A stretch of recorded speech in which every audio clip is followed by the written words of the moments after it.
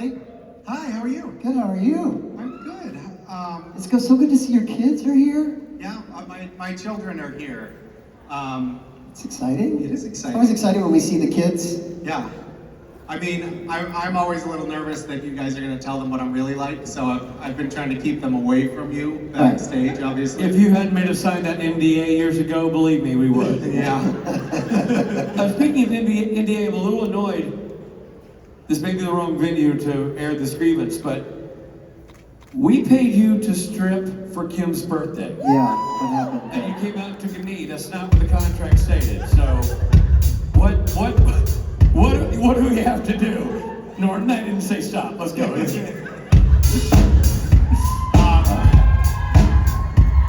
don't need Kim to get this party started. Yeah. As I said, my kids are here. So quick side note.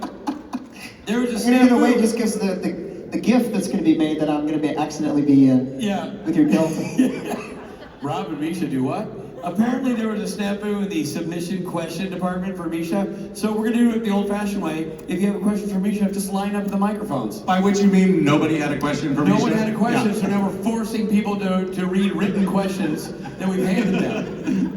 And they have to It's feign like surprise and North excitement. Korea. We're just pretending that there's a happy audience. These are here. paid supporters. Dear Mr. Collins.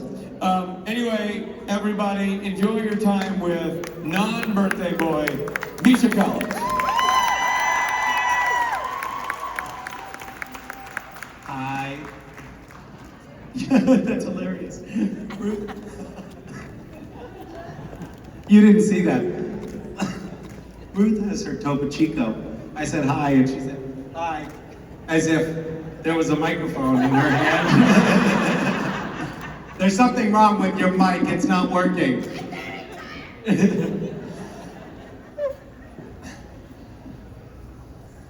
Hi. Hi, everyone. Oh my God, there's so many of you. Is this the entire population of Oklahoma? My goodness.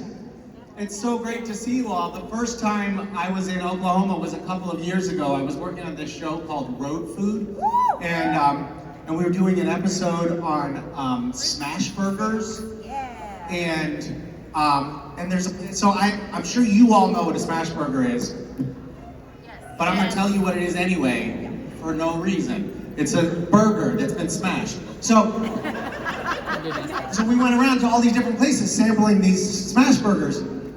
And I understand, like, from talking to other people who had actually done cooking shows, that the protocol is you take a couple of bites for camera and then you move on, because there's a lot of burgers. But I thought, well, these are really good burgers, and why waste them? And so I ended up just gorging on smash burgers. And then I had to go home for a few days before filming the next episode. And I happened to coincide with a long-standing appointment that I had had with the doctor. I went in and I got my blood work done. My cholesterol was through the roof. And so we switched course for an upcoming episode and did a vegan episode in LA, just to try to keep me from having a cardiac arrest. But I admire you all for surviving so long.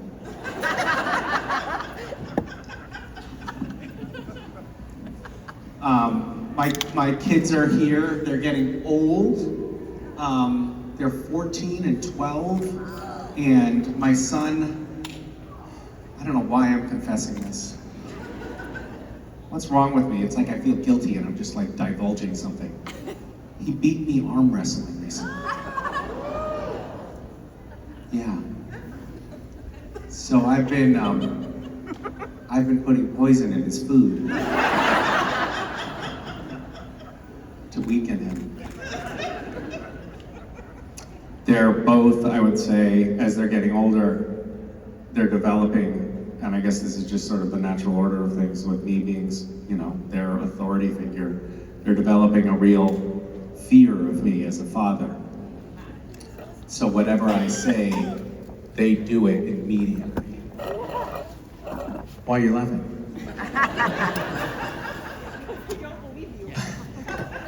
It's ridiculous. Of course I'm telling the truth.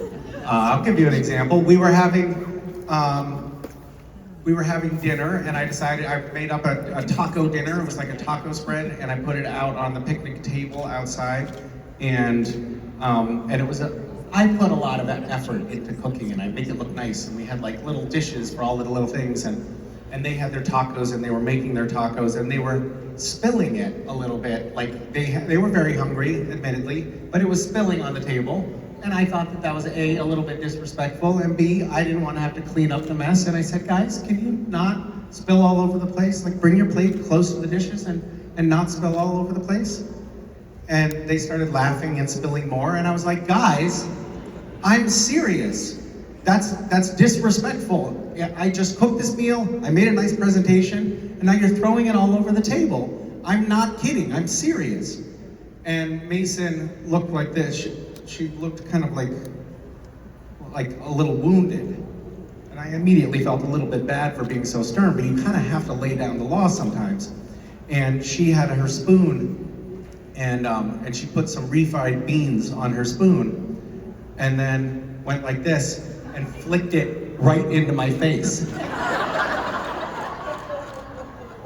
And then I was like, oh no, you didn't. And it turned into a full-blown food fight. Anyway, enough about them. Does anyone have any? Oh my goodness! Hi, is this one of the Are you one of the pre-scripted questions to ask? No, you're like my favorite person ever. I really wanted to ask you a question. Oh my gosh, that's so wonderful to hear. I'm super nervous. Hi, my name's Kara. You sent me a video on my birthday. You're welcome for that. I wanted to make sure to do that because I know how important it is on your birthday. Yes. Anyway, my question is, so me and my family were rewatching Supernatural right now, and there's a point after the angel fall, of all the angels fall, where Castiel gets a car, and it's this big gold car, and it's got the suspension and everything, and it's kind of, it's kind of ugly, no offense. And so my mom and I are looking at each other really confused because we never figured that was the kind of car that Castiel would drive. And so we're like, why is he driving this car? And my dad interrupts us. He goes, are you kidding? It's big, it's old, it reminds him of baby. And so I want to know if Castiel got that car because it reminded him of Dean's car, and if you think that's how that was. No. No, I don't. I think that it was because of creative weakness on the part of the writers and producers of Supernatural. I think it was because they sort of got in their head that they have this trope on the show, which is, muscle cars and, and dudes, hunters with guns, and they wanted to keep that going, but have it be a little bit of there's something, Castiel is always like, there's something a little bit off with him. I had very vehemently argued for Cass to get a smart car. Because I thought scenes with Cass and Sam in a smart car would have been genius. And I think you can all agree that my idea was better. Now, we called it the Pimp Mobile on Supernatural, like on the crew, we called it the Pimp Mobile. And originally it was just like, Cass had this car for one episode. I think the idea was going to be like, he gets hot wires a new car all the time or whatever. But then everybody kind of really liked the car. And the way it works with when you're filming in film and TV is they have something called picture cars. And this was a picture car. And they have to be treated a little bit like extra special. They have to be careful with them because if you screw up the car somehow, then like you don't have duplicates of all the cars. And there was only one Pimp Mobile. And so the guy that rented it to us ended up buying a house with his rental fees because they kept renting that fucking car. And they could have bought the car like 15 times, but instead they just kept on renting it. And it had these hydraulics in it, which I don't think we ever really used on camera. Did we ever see it doing the thing? But it happened once. It happened once. Well, that car, like, it really could jump. But the owner said, guys, do not touch those controls because they're sensitive and they're old and you're not, like, that's not what I'm renting it to you for. And we were like, cool. And then Jared got in the car, and the car started going like this, you know, and that cost an additional $10,000. Yeah. Yeah, see, I always thought that he would be in like a VW Bug. Oh, that would have been nice. I think we're thinking simpatico like there. Color little VW Bug thing. Yeah, I like that idea too. Well, when we do the remake. Woo! Yeah. You heard it here. It's happening officially. It's not. Don't spread that rumor. Hi. Hi, my name is Rachel. I live here in OKC, and my question is: so I really enjoyed Gish. That was something that I really enjoyed. And I know there were a lot of crazy items on those lists over the years, but I'm wondering if there was ever anything that was deemed too crazy to go on the list. Oh my God, they were so too crazy to go on the list. So early on, so the first year that I ran Gish, I had this item which was wrap yourself completely in Christmas tree lights and stand on the peak of a roof. And the first submission came back of that item, the first photo of somebody standing on the peak of a steep 3-story roof at night, completely tied up in illuminated Christmas tree lights with an extension cord running down.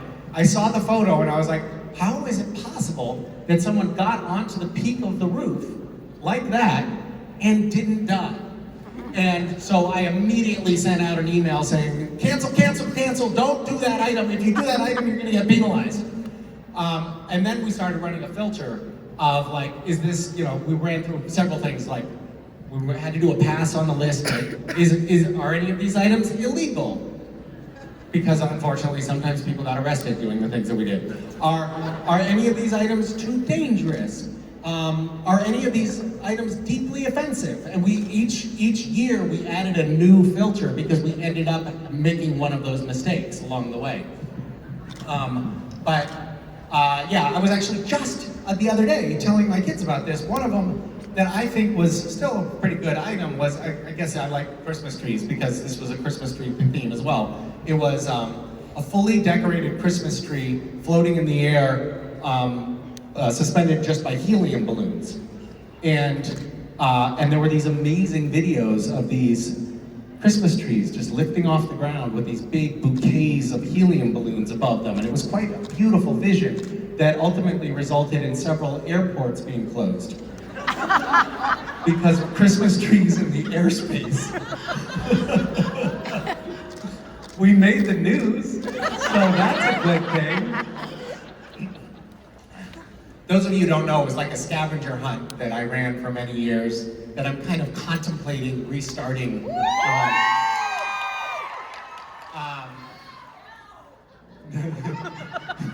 This section of the audience is screaming, no! We finally have our lungs back! Oh, my favorite, I think, item of the whole run of Gish probably was one year I wrote an item which was there are astronauts on the International Space Station. Get one of them to hold up a sign with your team name on it. Because at that point, people could communicate with the astronauts stationed on the International Space Station via social media. And sometimes you could maybe get like a reply from one of them. So that was the item, that was the idea. And shortly after we posted the list for that year's hunt, NASA posted on their official Twitter feed, please, we understand that you have a game, but please leave our astronauts alone. They have real science to do. They've been instructed not to participate in this event. And they didn't. None of them did anything for the hunt. So the next year I wrote another item, which was last year, NASA told us to leave their astronauts alone.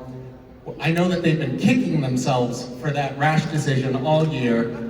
Get Gish written in space. And that year, William Shatner was on a team. He was participating he was playing Gish.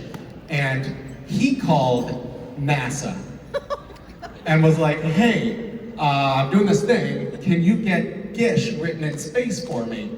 And it ended up going all the way to the head of NASA because they're not allowed to do public-private crossovers without approval from the head of the agency.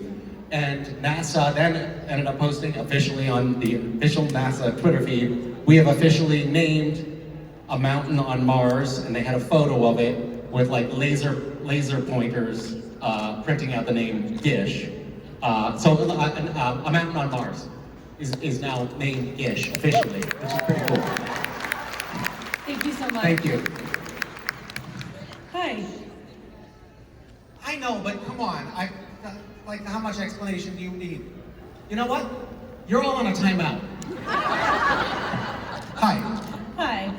So I originally came up here and I was going to ask a cast question. However, I decided to keep it kind of fun because I know this question will probably go a long time. So, what is the best impression that you think you can do of any actor or singer or pretty much anything? I don't do a lot of impressions. I do accents more. But I also can pick up. I'm not a terrible mimic if I spend enough time around somebody. And honestly, I spent a lot of time on the set of Supernatural, so I can do a pretty good Jared Padalecki playing Sam. It's like Well, let's if hear it. you didn't see my physicality, you wouldn't know the difference. You want me to do it? Yeah, let's Okay.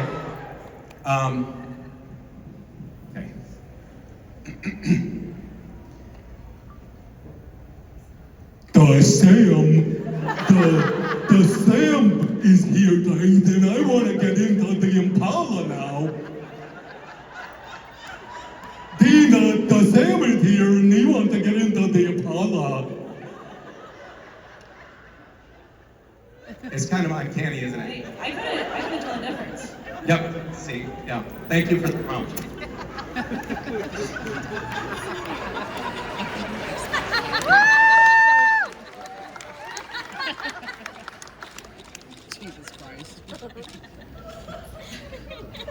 I'm a very sophisticated person. Hi. Hi. So before the election, I wanted to do a White House internship. I don't think that's in the cards for me in my college career, but I wanted to ask you about how yours went. And How my experience as a White House intern was? Thank you for asking. I was an intern my internship was kind of an interesting experience. I had this weird tendency to like make jokes in official kind of settings for some reason. And so I filled out the application for the White House internship, and much to my shock, they accepted me as an intern, which I felt like I had no business being accepted as an intern at that point. But then they sent a 25-page FBI security clearance form. And Bill Clinton had famously, during his campaign, somebody had, I guess, confronted him about the fact that he had been seen smoking marijuana. And he had said, well, I wasn't smoking, I didn't inhale. And, which I'm sure is true, by the way. And so they asked one of the questions, have you ever done illegal drugs? And I wrote on the form, I actually didn't do drugs. But I thought it'd be funny to say, yes, but I didn't inhale. And as I was slipping the FBI clearance form into the mail to mail it back, I was like, I put it in a US mailbox, you know, one of those things. And I dropped it in, and as it was sliding away, I realized like, oh fuck, what am I doing? What am I doing? And I tried to reach my hand in to catch it, and it went in, and I didn't catch it. And it was like a year later that there was a news story in the New York Times that said the FBI security clearance division at the FBI had been totally backlogged, and they hadn't gotten to any of the security clearances. So the reason that I ended up in the internship, I think, was because they just didn't get around to reading my joke. But I got there, and I think I wouldn't be up here right now if I hadn't been a White House intern, because I got there and I thought I was gonna like go into politics, and I was really excited about it, and then I got to the White House and I thought, well, this is gonna be the best and the brightest minds in America under one roof.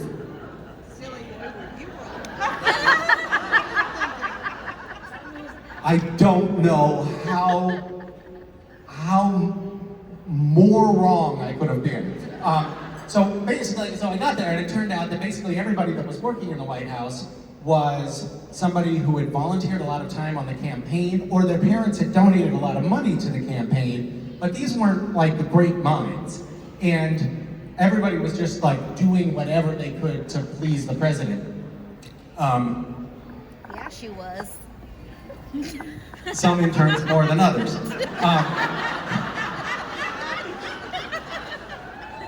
I ended up writing an op-ed.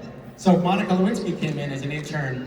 I finished in the end of the fall and she came in the beginning of the winter. So it was like, we passed the baton, so to speak. We passed the cigar, I guess. Only about a quarter of the audience is old enough to know what I'm talking about. But I ended up writing an op-ed in defense of Monica Lewinsky that was published in the Tribune. There was like saying she was getting disparaged in the media at that point. How could she, this wanton hussy? And I was like, everybody there in the White House is tripping over themselves to get a minute with the president. Like, that power and that influence is so magnetic that it's not like this one. Everybody in the White House, as far as I could tell, would have done that given the opportunity. Not me. Anyway, I got there. I really didn't like it. Oh my God, I have so many great White House stories. One of them was I was working in the Office of Presidential Personnel, and they would, and this office was assigned with, they were making all the presidential appointments, and there's 3,000 presidential appointments that have to be made. A lot of them are very low-level bureaucratic appointments, but some of them are like Secretary of Agriculture.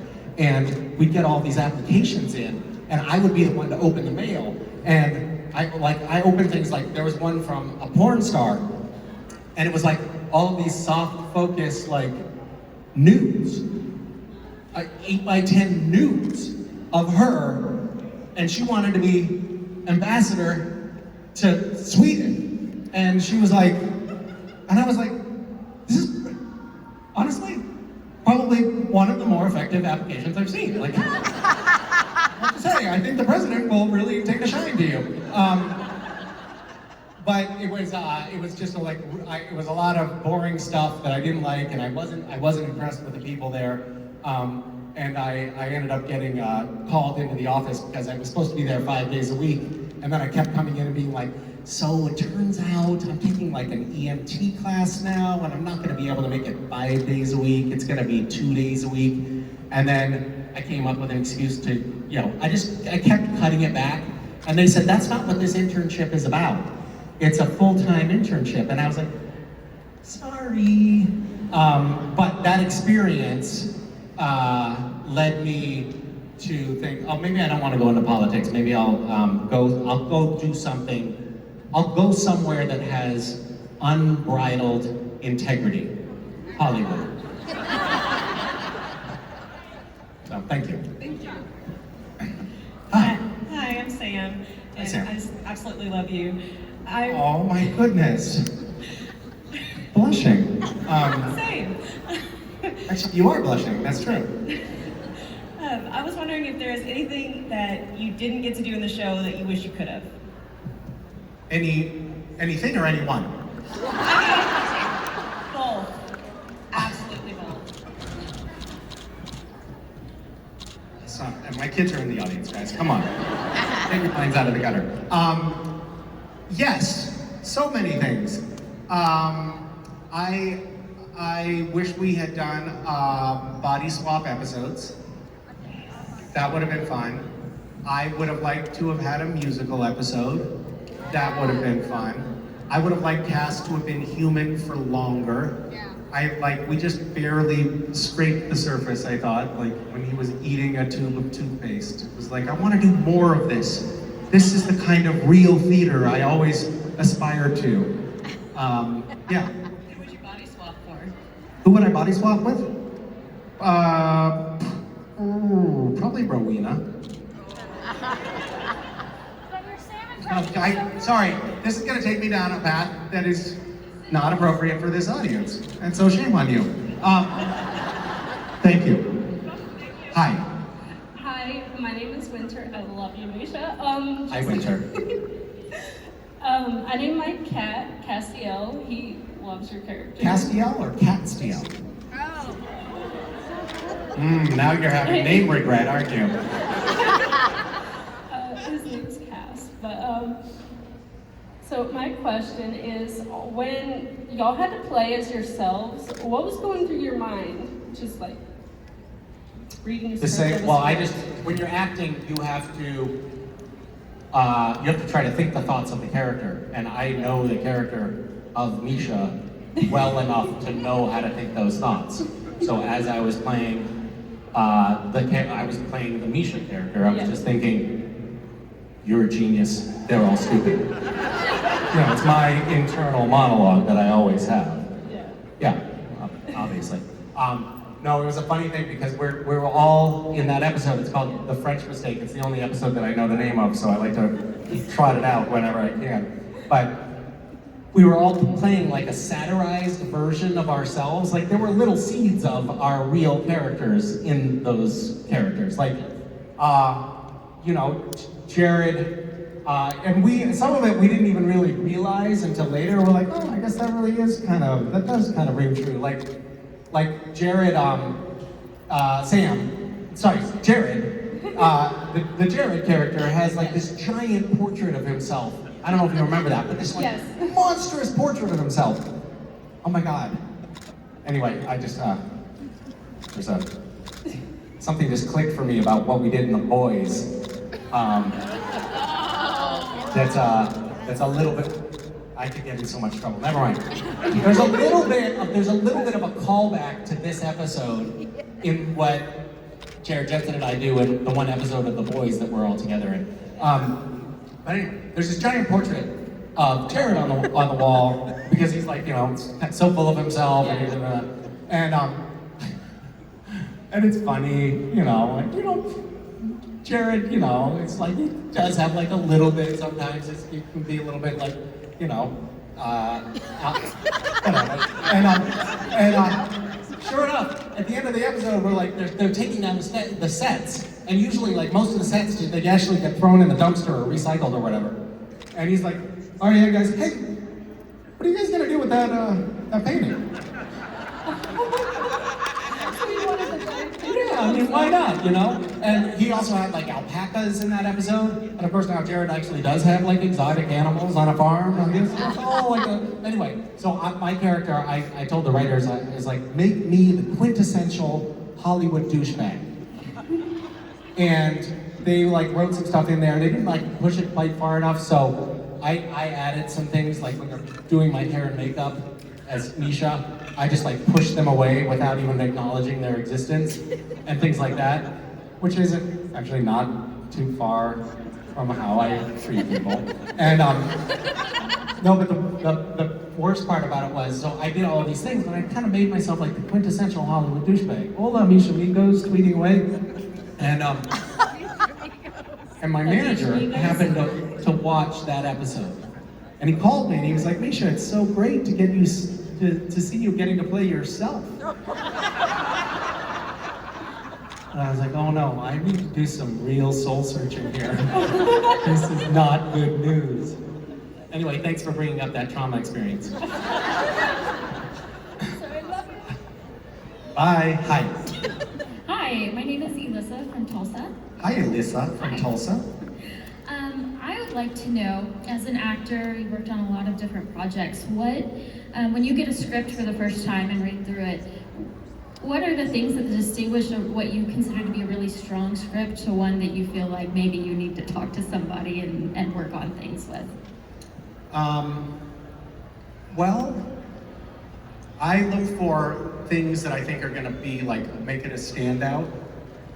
Like for example, when I picked up The Boys script and flipped through it, I was like, there better be some of me eating my own ass in here. I don't know if you've seen The Boys. Your blank expression leads me to think that you just think I'm a creep. Rob Benedict, who was up on stage moments ago, he plays a character on The Boys who can replicate himself. And then he did ungodly things with the nude duplicates of himself. I texted Eric, the writer and creator of The Boys and Supernatural, and I said, Eric, you know, you wrote yourself as God you wrote the writer of Supernatural to be God on Supernatural. And I think you really do think like that. Like, you like a God, reached down and gave Rob this great boost to his career, and then like a capricious Old Testament God, you destroyed it all by making him eat his own ass.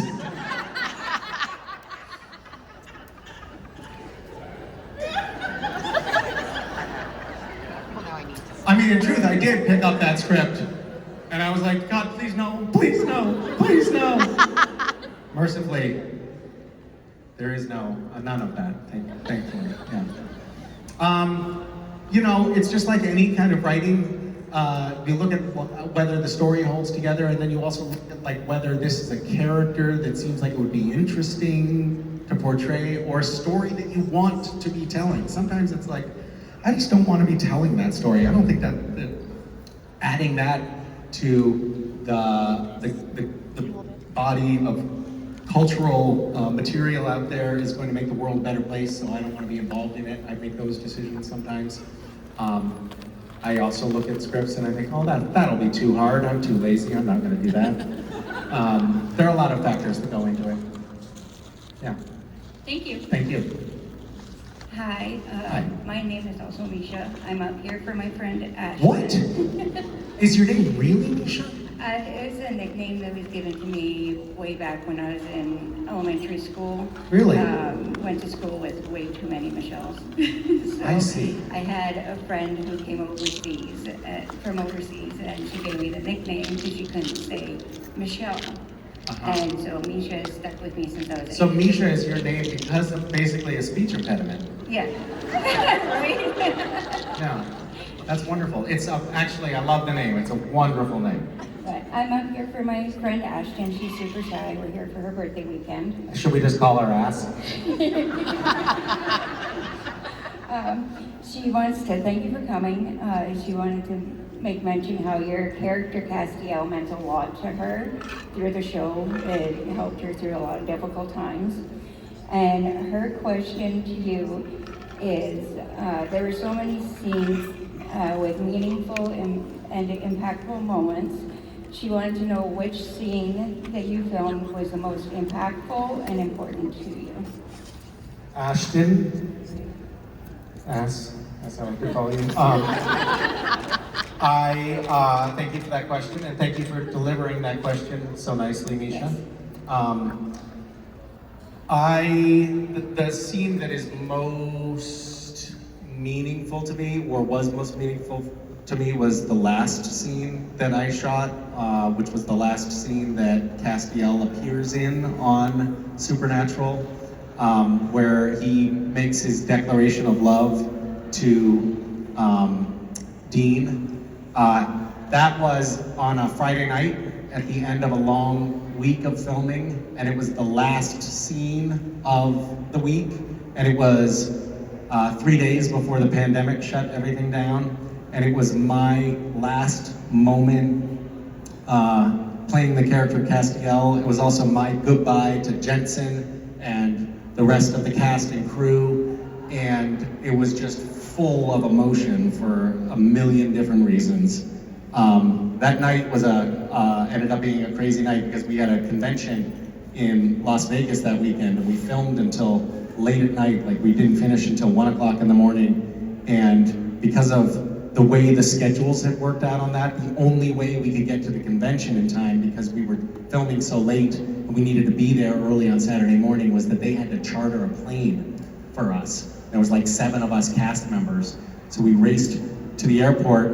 We got on this plane right after filming that scene, and I was still kind of like drying my eyes, and Jensen had his arm around me, and it was like really like very heartfelt, very emotional moment, and it felt like a lot of goodbyes. And then we got on the plane, it took off, and about 15 minutes into the flight, there was this huge flash and an explosion sound. And we looked out and the plane started screaming and going like this, like we were in an earthquake on the plane. We looked out the window and one of the engines was shredded. The metal was shredded. Like you could see the metal peel back, and the engine had exploded. And we had to circle back and do an emergency landing, and there were like 7 or 8 fire trucks on the runway. And as we were circling back and getting close to the ground, we got back to cell reception, and each of us texted our wives and said, "Tell the kids I love them. We don't know if we're gonna land." It was like this crazy night of just all of these goodbyes, like thinking that we might also die. And really, it felt like we might die at that moment. So that was a very emotional night all around. I bet. Yeah. Thank you very much. And just in case you're worried, we did survive. That's perfect. Yeah. We get to meet you. Yeah. Thank you. Hi. Hi, my name is also Misha. Shut up. I'm just kidding. My name is Ray. That was so good. So my name is Ray, and I started watching Supernatural 1 year ago because of my friend Molly over there. She made me watch it after she finished it. Are you ever gonna forgive her? Yes. Really? Except for the problem that I haven't finished season 5 yet. I'm like halfway through season 5. Really? Yes. So my question. Okay, so they're going to trap Lucifer in the pit at the end. Okay. Yeah. And then the Leviathan, pretty soon, like it's season 7, all the Leviathan are gonna come. Okay. I just want to make sure to ruin the whole show for you really quick. No, yeah, I appreciate it. Now Now I don't have to waste my time. Eventually, so we find out, of course, that, oh, now I'm starting to feel bad, but you're not allowed to come to one of these things if you haven't watched the whole thing.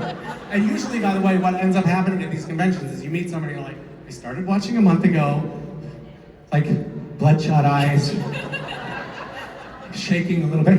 I started watching the show a month ago. I just couldn't stop. And I've seen the whole thing twice. And I haven't seen my kids in 3 weeks.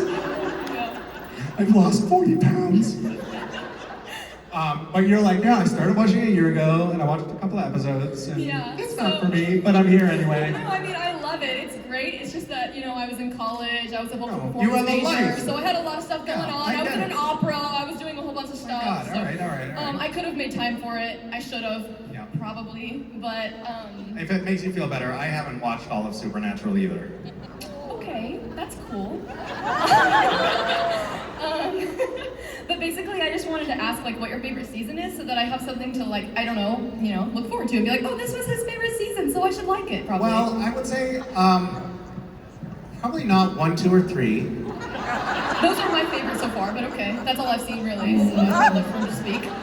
We're not seeing eye to eye here. I think probably season 5? Well, that's good news. Might have been my favorite.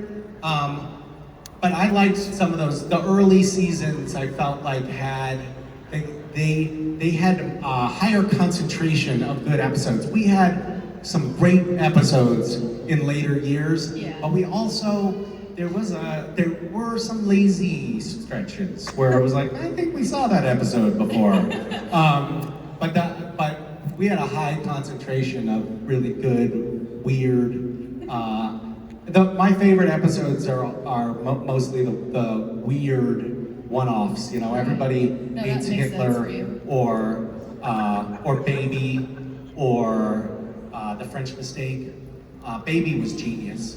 Did you? Oh, you didn't see it. I haven't seen I'm sorry. Maybe don't come to a fan convention or a show you haven't seen. I don't know. I'm just throwing it out there. The song is still the same. I just watched that episode where they go back and meet Sam finally gets to meet his mom for the first time, and I cried a lot. Did I teleport them? You did. What happened to that skill? What happened? I don't. In future episodes, I won't be able to do that anymore. That's for no real reason. Right. No, I've seen clips. Anyway. It's okay. I know the spoilers. Okay. But yeah, so I Oh. wanted to say hi. I'm getting pictures with Jared and Jensen. I really wish I could get pictures with you too, but I didn't Well, have you money could for that if because I'm a college if you student. put and it, I'm if you bored. prioritized it, but. Right, no, I should have. You're right. I'm sorry. That's If I'm not mistaken, the Jared and Jensen photos are more expensive, so that I don't have money line. You can always, actually, you could just probably ask if you want. Actually, could she swap out one of those Jared or Jensen photos for I'll see if I can hook you up with a switch. That'll be great for you. Yeah.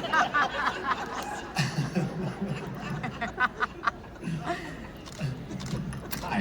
Hi, how are you? I'm good, how are you? Sorry, I love you. I love the show. The first time I watched it, I finished it in a month and a half. And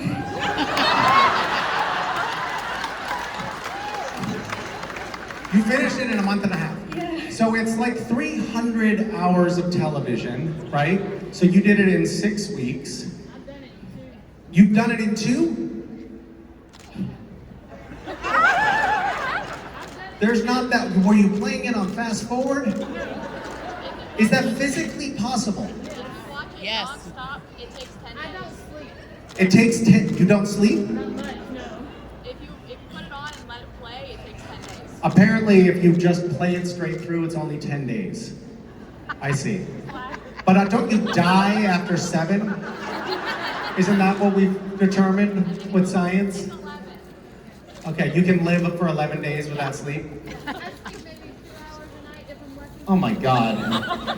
Anyway, don't be like these people. Okay, wow, that's amazing. What was happening in your life at that point that you could watch that much TV in that short of a period of time?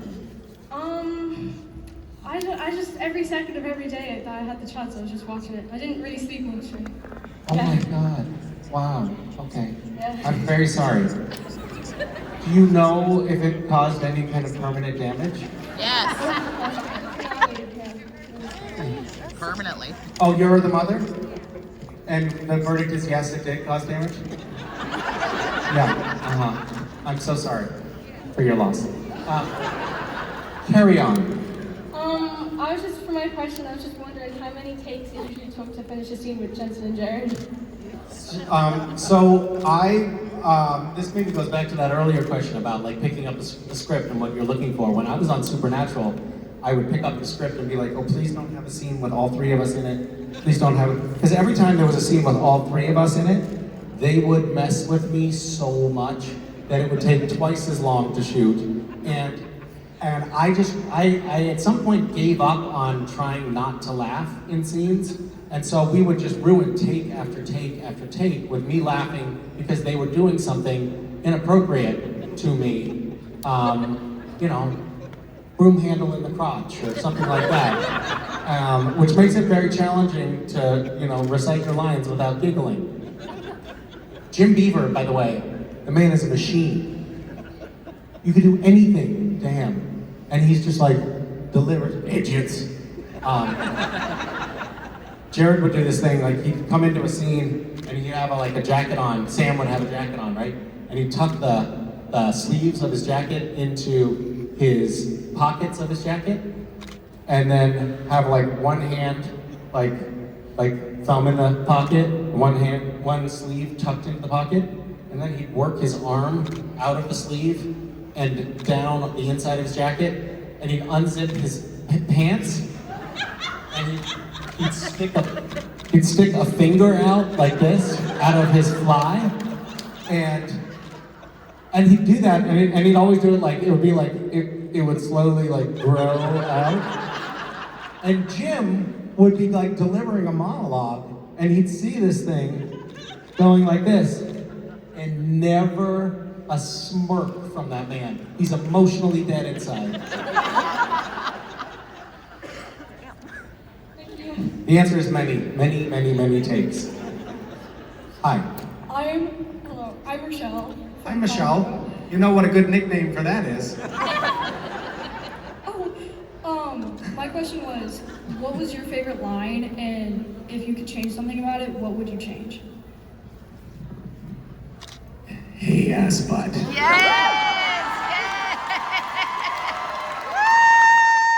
And I the line itself, but I would change the context in which it was delivered. So they have this thing called candy glass, which is basically, it's actually made out of sugar. It's made out of candy. It's made out of sugar. Whenever you're in like a bar fight scene in a movie or a TV show and they're breaking bottles over each other's heads, if you actually try this, and I have, with a real beer bottle, you'll just give someone a concussion. It doesn't break, right? So they make them out of candy glass, and it's something that breaks. And I was throwing a Molotov cocktail. I said, hey, ass butt. And then I throw a Molotov cocktail at Jake.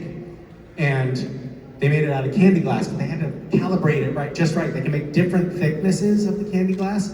If they make it too thin, it'll break in my hand as I'm throwing it. So they had to make it thick enough that it could break in my hand while I'm throwing it, but then when it hits him, shatter. And I threw it, and it hit his sternum, and did not break. And when it doesn't break, it's just like being hit with a rock. And a rather big rock at that. And he was like, ow, ow. And I was like, sorry. And the special effects guy came over and he was like, Misha, come on, man, you gotta really throw it. If you throw it so light, it's not gonna break. And I was like, sorry, Jake, sorry. Hey, ass butt. And I threw it nice and hard, and it hit him, and it didn't break. And so then the special effects guy came over and he was like, dude, you're really hurting the guy. We can't, let me do it. This guy was a big burly guy who clearly played baseball. And he was like, off camera now, I'm like, hey, ass butt. And then he goes, and he's like, and it didn't break. And Jake is like, he showed me later, but he had like bruises on his chest plate. So I would change that part. I would make it so he was only injured twice, not 3 times. Hi. Hi, Misha. I just want you to know that like the average PhD takes 120 hours. So if everyone's finished Supernatural, everyone has like 2 PhDs. But my question That's is, not true. What you just said. I know 120 hours to get a PhD, then everybody would have a PhD. That's nothing. just a PhD by itself. So you'd have to watch it multiple times to get the full degree. I see. All right. Which I've watched it 5 times. You've watched Supernatural 5 times? I've been watching since I was 11, and I just turned 20. But my question for you today is, I would like to know how you think Castiel would do on a first date. Oh, Castiel would only have first dates. For all of his qualities, he's not charming or suave. He doesn't have a lot of great pickup lines. He definitely would not have one-night stands. Yeah, no. Cass, what do you think? How would he perform? I don't know, he's got kind of an awkward charm. It's kind of cute.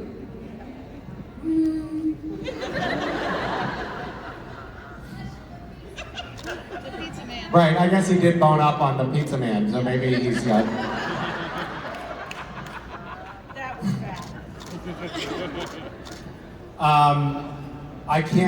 I'm cringing at imagining the awkwardness of that date.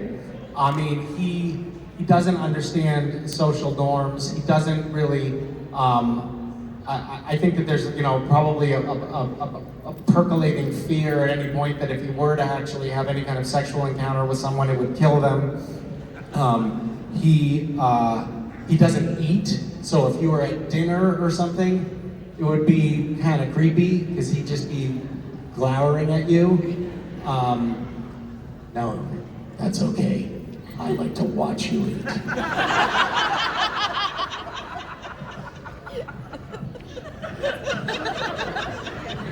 Anyway, when I picture it, I don't picture something going well. Yeah. Thanks for asking. Thank you so much, Misha. Hi. I love you.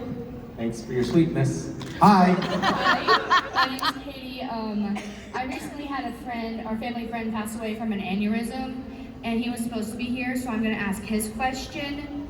I am so sorry. Thank you. That must be very hard. It must be very challenging for you to be here right now. It is. Hopefully you're finding people that are giving you some support in this community. That's got to be very surprising and very sudden. It was sudden, Yeah. so his question was, what was your favorite prank on set? Well, most of the pranks on set were perpetrated against me. So favorite would be the wrong word.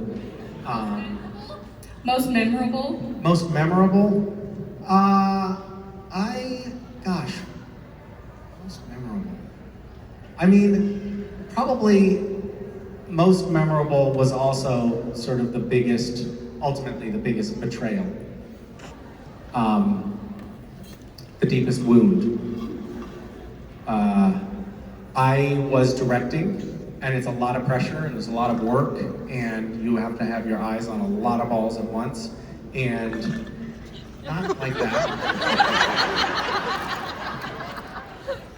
Are you a child? Sorry, I know you were.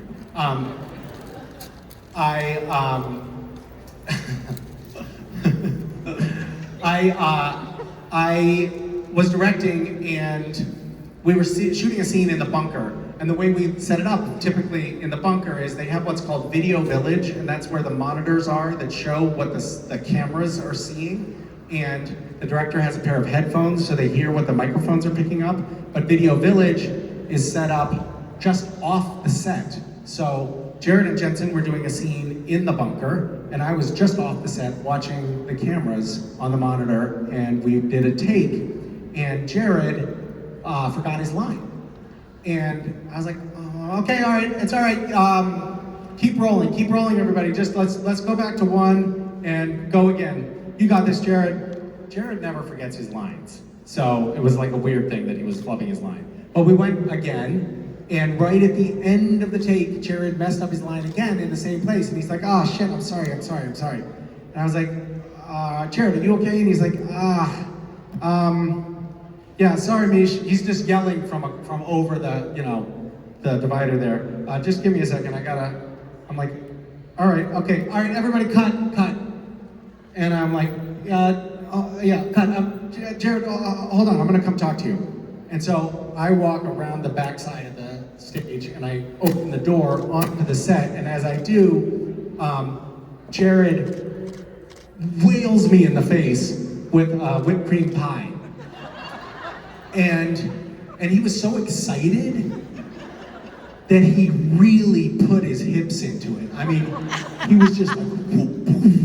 And the force blew the whipped cream up into my nasal cavity and down into my lungs.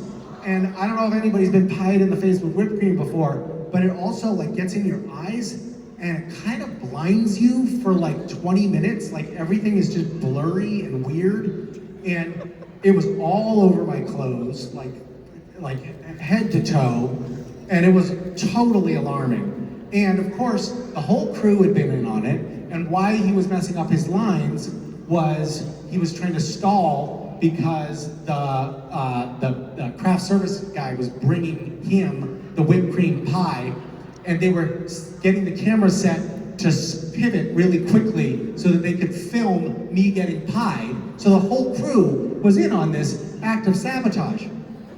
And mercifully, Jensen was there, and he'd been in the director's chair at that point, and he knew what it was like.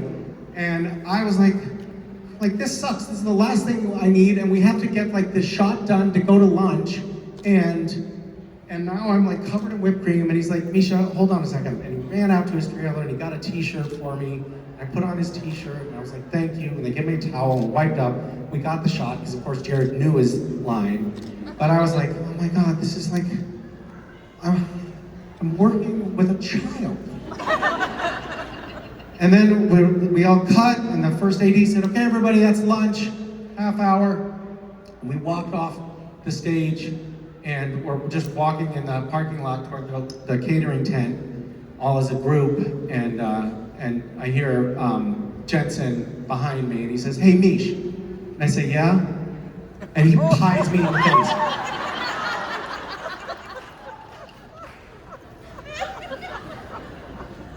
I don't know why I still talk to them.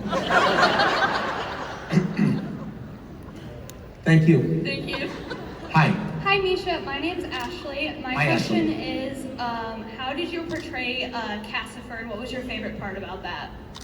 I really loved just how starkly different Cassifer was from Castiel. It was a really fun thing to get to do. And I watched Mark Pellegrino's previous episodes where he had been Lucifer, and I was like trying to pick up some of his mannerisms and traits that he did. But then the morning that I started filming that, before going to set, I actually drove over to Mark Pellegrino's apartment, and he was there with Tracy, his wife, and they just actually helped me cheat. They like went through the script with me, and Mark kind of showed me what he would do as Lucifer in the scene that we were about to film. And he gave me a tip, which was that in every scene, when I'm in a scene with another character, I look at them, and in my mind as Lucifer, I think, do I want to kill them or fuck them?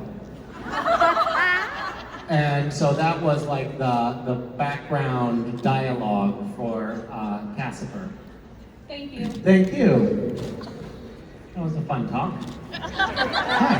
Hi, Misha. My name is Riley, and my Hi, Riley. question is, what's something that most people value but you don't?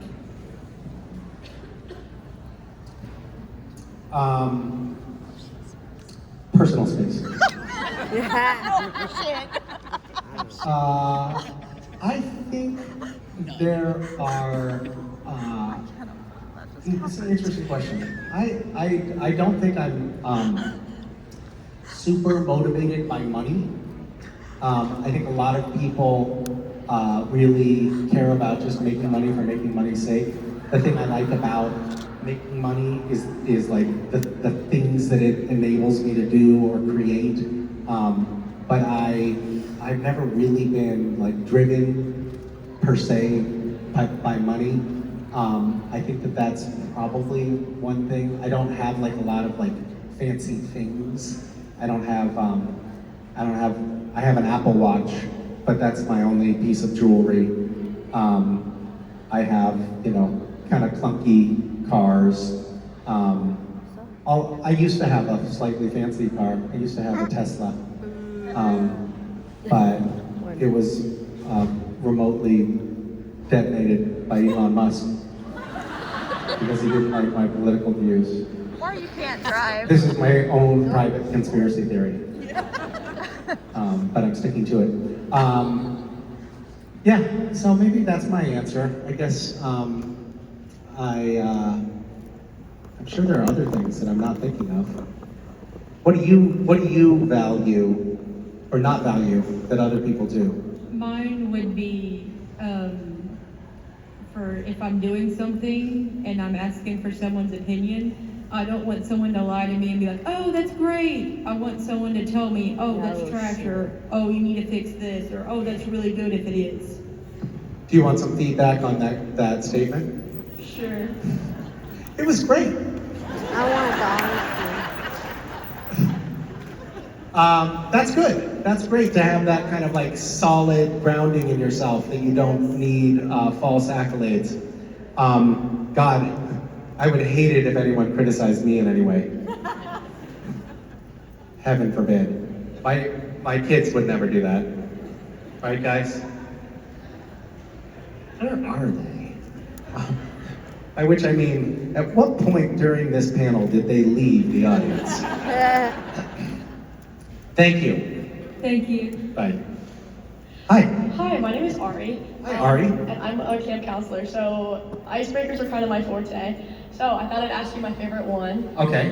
If you could describe either yourself or Castiel as a type of pasta, what pasta would it be and why? Wow. What's that? Angel hair for sure, for Castiel. Thank you for thinking when I couldn't.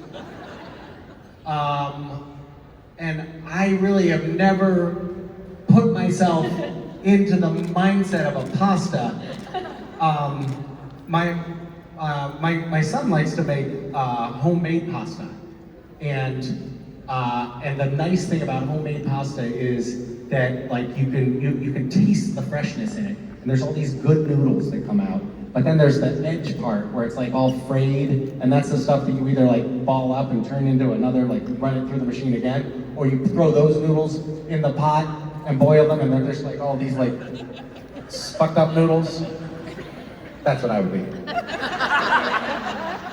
Thank you. Does that icebreaker work? What do you need to work? Do you need to have icebreakers at summer camp? Oh, all the time. All Really? the time. Yeah, the kids like to, have imagination. So literally anything other than a direct question is great. Works really well. Interesting. I gotta try that. Okay, thanks for the tip. Thank you. Yeah.